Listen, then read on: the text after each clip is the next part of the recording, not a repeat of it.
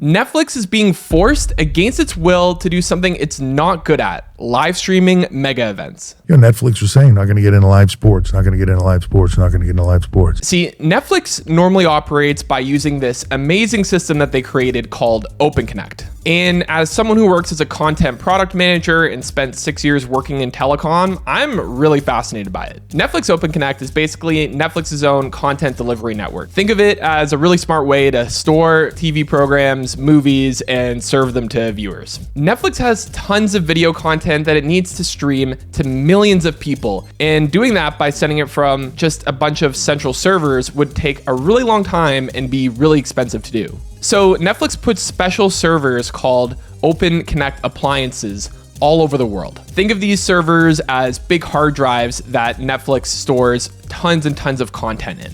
And they place these servers either directly inside internet service providers like Comcast or AT&T, or at major internet exchange points where a bunch of different networks connect. And so overnight, Netflix loads up these servers with the most popular content that people are going to be watching. And then when you go to play a video, instead of that video being pulled from Netflix main servers, you're actually pulling from the closest OCA to you. It's like getting a book from your local library instead of ordering it in from another country. And this process has a lot of benefits. There's faster streaming, less buffering because the content's a lot closer to the viewer. It costs less to distribute the content for both Netflix and internet service providers. And it leads to less internet congestion overall and better video quality. And it does a lot of fancy things to predict, like, okay, what shows do we need to load up on these OCAs? Okay, in this region, this is going to be really popular, so let's make sure we load up on that one close by. And if you haven't figured it out by now, this process just does not work at all with live streaming because there's no, pre-recorded TV show or movie to store in these OCAs. Like, you can't go and get the book from the library because the book hasn't been written yet. So if Netflix wants to get into the mega event live streaming space, they have to do,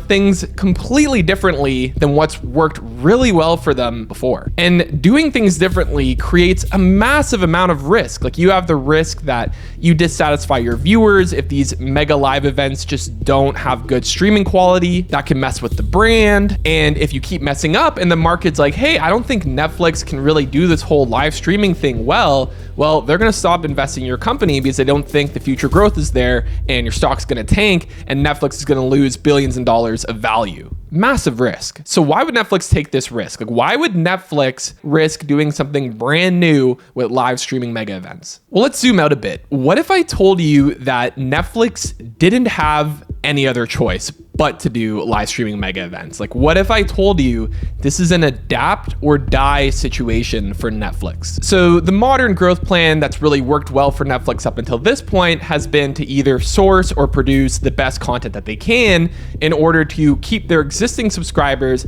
happy as long as possible and staying around as long as possible, as well as attracting new subscribers who want to watch that content. And this means either spending a ton of money to buy the rights to TV shows and movies that people already know and love, or spend a ton of money producing your own TV shows and movies and hoping that people love those. You may have heard Netflix has been struggling with subscriber growth in the last few years. I'm sure you remember all the drama that happened when they stopped password sharing. The problem is that stalled growth is not an option in capitalism.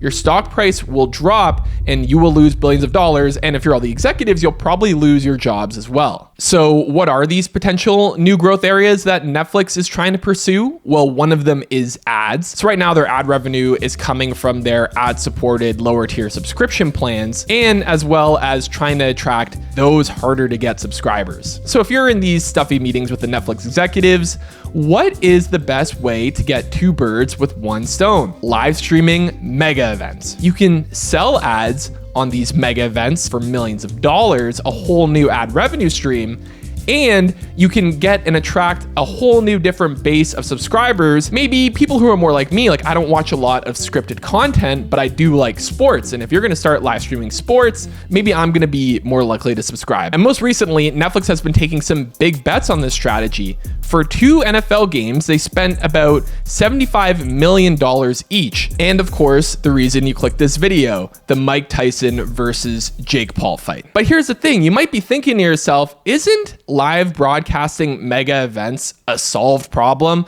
Like, haven't we all been watching the Super Bowl every year for like decades now without any problems? The problem is that the way Netflix is set up as a business, they can't do live broadcasting the way that's worked well and is time tested. Like, here are two examples of two of the most popular ways to live broadcast. One is over the air or OTA, and the other is cable. So for OTA, a TV station sends a signal through the air of the program, and then an antenna, on your home captures that and transforms it into the live broadcast on your TV. And then there's cable, where the show is essentially sent through special wires directly into your home, and now you're watching the Super Bowl. And these technologies don't really have a big problem when tons and tons of people tune in. OTA is like listening to someone who's speaking on a megaphone. There can be one person in front of them, there can be hundreds of people in front of them, and that has no impact on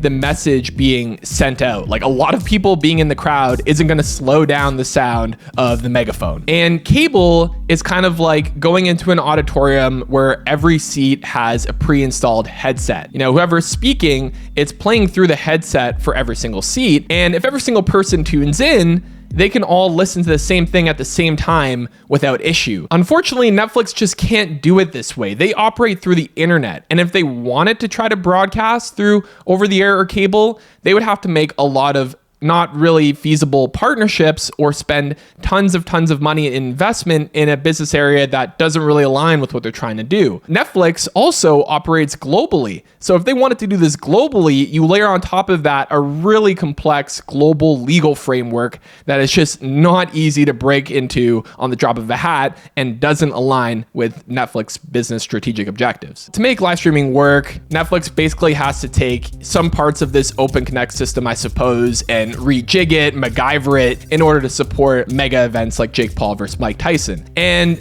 a mega event like that, it probably wouldn't have been as big an issue unless, let's say, I don't know, maybe like a ton more people than expected tuned in. Probably wouldn't happen. Yeah.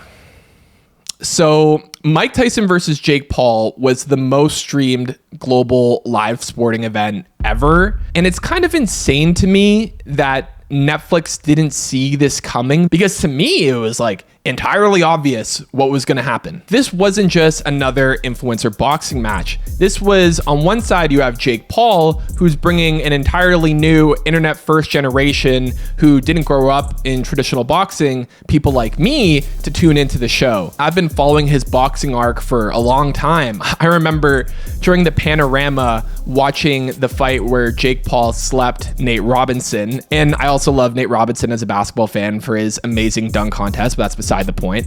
But I remember watching that fight. I was actually on a date with my now girlfriend, and we were watching during the Panorama at our apartment. And when Jake Paul knocked out Nate Robinson, I popped up in excitement and accidentally elbowed her in the ribs. Not my finest moment. And more importantly, you also get the Mike Tyson audience, the generational audience, the global audience, the people tuning in to see, does he still got it like they remember he did back in the day? And this meeting of these two worlds led to the mega audience that happened live, the result of which was an absolute failure and collapse of Netflix live streaming system, which was ripped apart, and rightfully so, on the internet. Now, I spent a ton of time scouring through the internet to figure out what was the key failure point in this production. We're probably not going to get the specific answer for Netflix anytime soon. Unfortunately, a Florida man sued Netflix because he was upset with the quality that he got. So Netflix is probably going to be pretty tight-lipped. But I think these two explanations I found deep on the internet are really good. The first is the internet congestion theory that I found on this, I guess it's like a news board or a forum called Hacker News,